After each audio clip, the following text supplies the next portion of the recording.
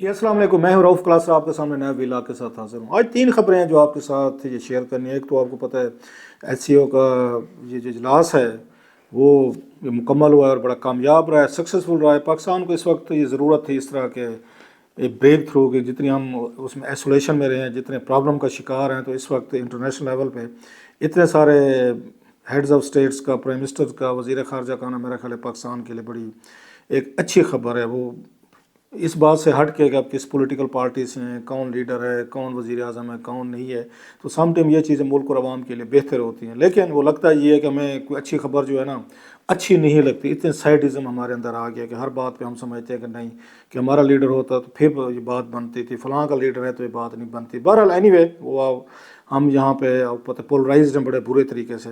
तो असल खबरें जो हैं वो तीन हैं सर। एक तो ये है कि बड़ी खबर आपने सुनी ली होगी और मैंने अपने ये वीलॉग में कहा भी हुआ है दो तीन दफ़ा कि मौलाना साहब, बल्कि 17 सितंबर का मेरा ख्याल वीलॉग जिसमें मैंने कहा था कि मौलाना साहब और बिलावल साहब जो है ना, अब उन्होंने बिल्कुल ट्रिक अपना चेंज किया, अपनी स्ट्रेटजी बदली है कि हुकूमत की बजाय हम अपना लाएंगे और उस पर हुकूमत को कहेंगे आप इसको वोट डालें। So that was very smart move. ज़रा इस पर बात करेंगे कि मौलाना साहब ने ये जो अभी उन्होंने नई लाइन ली है, नया अलायंस बनाया है बिलावल के साथ, ये बिल्कुल ये न्यू उनकी थिंकिंग है। जो उनके बयानात थे, उनकी स्ट्रेटजी थी, उससे हट कर है, मुख्तलिफ है।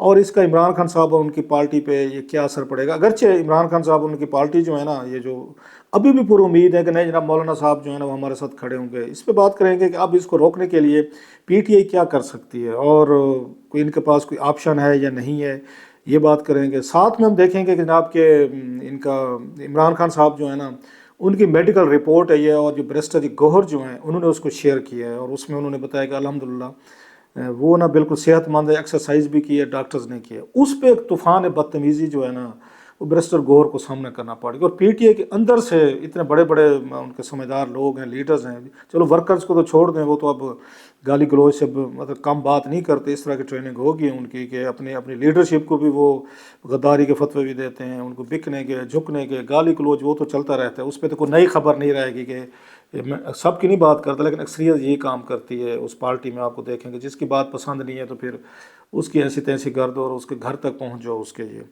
तो अब सवाल ये है कि जनाब कि इस बात पे ये क्यों इतने ये खफा क्यों हो गए हैं ये सारे, ये पीटीआई के हमारे दोस्त जो हैं। उन्हें तो खुश होना चाहिए था कि जनाब के खान साहब की सेहत भी ठीक है, माशाल्लाह सलामत हैं, माशाल्लाह फिट हैं। और मैंने अपने प्रोग्राम में भी कहा था आपको कि मैं ना वो ठीक है, कोई हुकूमत नहीं अफोर्ड कर सकती किसी तरीके। ये कॉमन सेंस की बात है, मतलब ये कोई मैं नहीं कह रहा था, तो ये बड़ी ये बात को हो रही थी, आपको भी पता था कोई हुकूमत अफोर्ड कर सकती है ना गिवन सिचुएशन, कोई स्टेट कि इस तरह के लीडर को जेल में कोई नुकसान पहुंचाने की कोशिश करे। That was common sense. इसके लिए कोई बहुत बड़ा आपको आपको प्लेटो होने की ज़रूरत नहीं थी। बहरहाल उनको सूट करता था। उन्होंने एक मतलब है आपको सोशल मीडिया पे इस तरह की चीज़ें जो बिकती हैं, चलती हैं, आपका वर्कर्स नौजवान है, ज़्यादा रिसर्च और ज़्यादा मतलब है वो लॉजिक और रीज़न के चक्कर में नहीं पड़ता, लिहाजा उसको स्ट्रेट जाता है। जो बात उसको पहले आती है, जो उसको समझ आती है, उसी पे चला जाता है कि जनाब के पास यही ठीक है।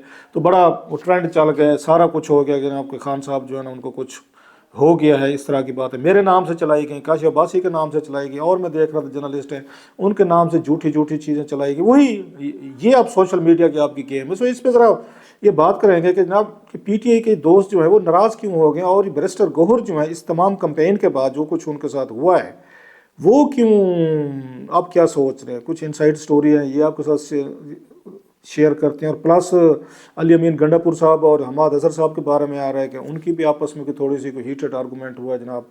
सो पीटीआई के अंदर बहुत सारी चीज़ें जो है ना उस पर ये हो रही हैं। No coming to the point sir, इस पे ये जो है एक मौलाना साहब जो हैं इन्होंने वो की है ये चीज़ें, मैं ये पहले दिन से कह रहा हूँ। पहली दफ़ा जब ये तरमीम की बात हुई थी और मौलाना साहब से बातचीत हुई थी शुरू, तो मैंने उस वक्त भी कहा था कि जनाब के मौलाना साहब के ज़रिए ही वोट लिया जाएगा। हुकूमत को सूट नहीं करेगा कि वो ये पीटीआई के लोगों को तोड़े फोड़े और ये करे। तो उस वक्त जो ये स्ट्रेटजी बनाई गई थी वो बड़ी सिंपल थी। स्ट्रेटजी ये थी जैसे इमरान खान साहब के खिलाफ किया गया था कि 10-15 लोग तोड़े थे, पीटीआई के फॉरवर्ड ब्लॉक बना दिया था, सिंध हाउस वगैरह हो रहा है, फलान हो रहा है, और मीन वाइल वो अलाइज को दिखाते रहे, MQM बाप वगैरह दीगर पार्टीज़ के कि ये देख लें अगर आप हमारे साथ नहीं मिले तो 20 लोग हैं हमारे पास पीटीआई के, हम उनके ज़रिए करवा देंगे।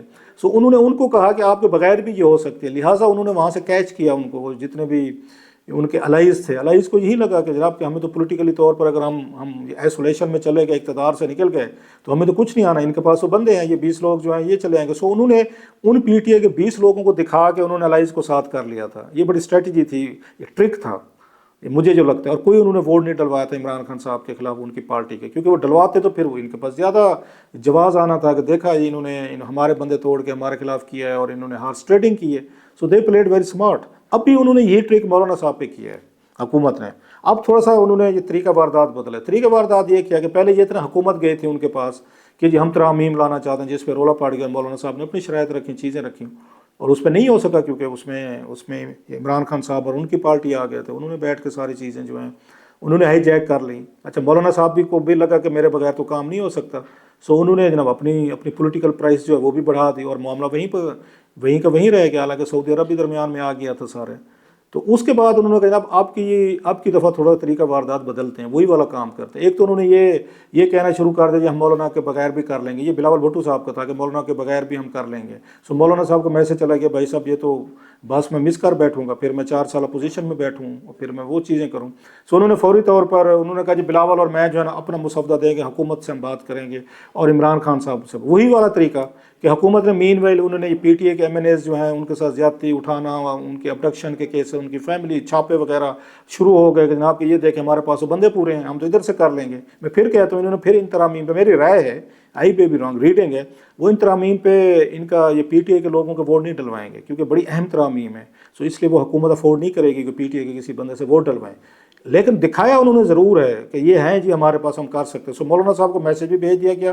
مولانا صاحب نے وایا بھٹینڈا راستہ ڈھونڈا کہ چلیں جناب یہ کر لیتے ہیں ہم اس پہ کہ ہماری ترامیم ہوگی، تاکہ لوگوں کو یہ نہ لگے کہ مولانا صاحب جو حکومت کے ساتھ مل گئے ہیں یا بلاول کے ساتھ مل گئے ہیں یا بک گئے ہیں جو ہمارے الزامات لگتے ہیں. سو مولانا صاحب کہیں جی یہ تو میری ترامیم تھی، میری اور بلاول کی تھی، مشترکہ تھی، حکومت نے اس میں ووٹ ڈالے، ہم ترامیم کے تو حق میں تھے. So they are playing very smart. اور وہ نواز شریف سے ملاقات بھی ہو گئی ان کی، وہاں پہ چیزیں طے ہو گئی. اب یہ تینوں حکومت بلاول اور یہ جو ہے مولانا صاحب ہیں یہ اکٹھے ہو گئے ہیں. اب وہ کہیں گے عمران خان صاحب کو کہیں گے آپ بھی ووٹ ڈالیں. خان صاحب کہیں گے میں تو نہیں ووٹ ڈالتا. وہ کہیں گے دیکھا جی ہم تو آپ سے چاہتے تھے، اب خود ہی نہیں چاہتے کہ یہ متفقہ ترامیم، اور مولانا صاحب اس کو اعتراض بنا سکتے ہیں، ناراض ہو سکتے ہیں کہ دیکھا میں نے آپ سے ووٹ مانگا اپنی ترامیم پہ، آپ نے ووٹ ہی نہیں ڈالا. سو یہ ساری چیزیں میں نے یہ 17 ستمبر کے ویلاگ میں بتایا تھا، یہ جا کے دیکھ لیں 1 مہینہ پہلے کہ یہی اسٹریٹجی ہوگی بلاول اور مولانا صاحب کی، اور ایگزیکٹلی وہی ہوا ہے. نو لاسٹلی سر وہ یہ ہے کہ اس وقت پوری پی ٹی اے ناراض ہے، غصہ ہے، افسردہ ہیں کہ جناب بیرسٹر گوہر نے کیوں یہ ٹویٹ کیا کہ عمران خان صاحب صحت مند ہیں. ان کو گالیاں، ان کو گلوچ، ان پہ تانے، ان پہ چیزیں کیا کیا ان کو لقب دیا جا رہا ہے. یار اس سے بڑا سیڈسٹ ہو سکتی ہے کوئی سیڈزم ہو سکتا ہے کہ آپ کو تو خوش ہونا چاہیے. ابھی آپ تو کہتے تھے خدا نہ خاصا پارٹی چیئرمین کو کچھ ہو گیا ہے، وہ کہتے ہیں کچھ نہیں ہوا، وہ تو ٹھیک ہے، انہوں نے ورزش کی ہے، ہی از ہیلدی. آپ کا پارٹی چیئرمین خود بیرسٹر گوہر اگر یہ میڈیکل رپورٹ ٹویٹ کر رہا ہے، بتا رہا ہے، تو آپ کو مبارکبادیں دینی چاہیے، مٹھائی بانٹنی چاہیے تھی، دیگیں بانٹنی چاہیے. افسردہ ہے، ماتم شروع ہے اس وقت پوری کی پوری پی ٹی آئی میں کہ یہ خبر آپ نے گوہر صاحب نے دی کیوں ہے. اور چینل پہ کہہ رہے ہیں، وہ ٹویٹر پہ کہہ رہے ہیں کہ آپ حکومت کے ساتھ بک گئے ہیں، حکومت سے وہ مل گئے ہیں، آپ کو یہ ٹویٹ ہمیشہ کے لیے آپ کی اس پہ رہے گا، آپ کو ہانٹ کرتا رہے گا کہ آپ نے یہ ٹویٹ کیوں کیا تھا کہ عمران خان صاحب جو ہے نا وہ صحت مند ہیں، ایکٹیو ہیں. اب اس پہ کیا تبصرہ ہو سکتے ہیں آپ بتائیں کہ آپ کس لیول پر جا چکے ہیں، کس طرح کی آپ مطلب ہے وہ پالیٹکس کرنا چاہ رہے ہیں. کہ خان صاحب کے بارے میں کیا خبر آنی چاہیے تھی خدا نہ خاصہ کہ خان صاحب کی طبیعت ٹھیک نہیں ہے، خان صاحب بالکل اکیلے ہیں، حالت خراب ہے، بلا چیزیں جو اس طرح کی چیزیں آپ چاہتے ہیں، مطلب جو آپ کے ذہن میں انہوں نے کر دیا تھا کہ اسی سے یہ طریقے سے ہونا چاہیے خان صاحب کو، وہ آپ کی توقع کے اگینسٹ رپورٹ آ گئی ہے. تو ساری پارٹی ناراض ہو گئی ہے، سارے لوگ ناراض ہو گئے ہیں، ان کے بڑے بڑے اہم لوگ کہ آپ نے ٹویٹ کیوں کیا ہے، آپ نے کہا کیوں ہے کہ خان صاحب ٹھیک ہیں، خان صاحب وہ ہیں. اس پارٹی میں مجھے یہ لگتا ہے سام ٹائم معذرت کے ساتھ کہ کسی کو ڈیسنٹ آدمی کو کوئی گنجائش نہیں رہے گی لائک بیرسٹر گوہر. مطلب بیرسٹر گوہر صاحب ایک اچھا فیس ہے، ڈیسنٹ آدمی، میں نہیں ملا، میں بار بار کہتا ہوں تو، لیکن ان کی کنڈکٹ دیکھیں، ان کی باڈی لینگویج دیکھیں، ان پہ فتوے، ان پہ اب کون کام کرے سیاسی طور پہ، کون بندہ آ گیا ہے مجھے بتائیں.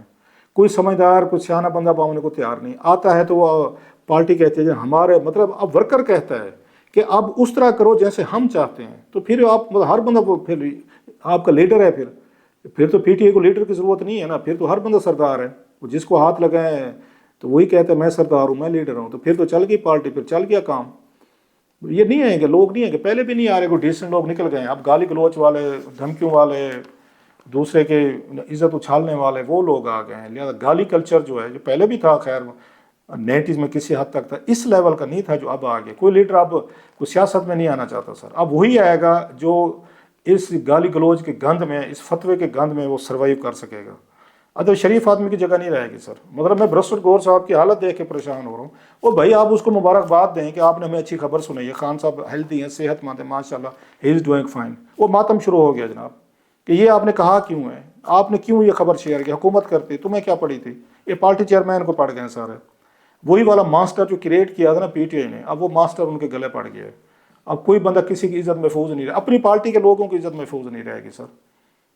لگے رہے ہیں جناب. پتہ نہیں آپ خان صاحب کا کیا میڈیکل رپورٹ میں چاہتے تھے. وہ ہیلدی ہیں، صحت مند ہے یار، شکر کرو. کوئی دیگیں بانٹو، کوئی مٹھائی بانٹو، کوئی مجھے بھی کوئی ایک آدھ مٹھائی کا ڈبہ بھیجیں. میں مبارکباد دے رہا ہوں کہ خان صاحب ماشاء اللہ صحت مند ہیں. آپ نے وہاں پر ایک رودالیوں والا کام شروع ہو گیا. اب اس کے بعد اس سے کیا صحت مند معاشرے، سیاسی کلچر کی اب توقع رکھ. بہرحال جو کریٹ کیا ہے ہم نے بھگتنا پڑے گا سر. یو ہیو ٹو سفر.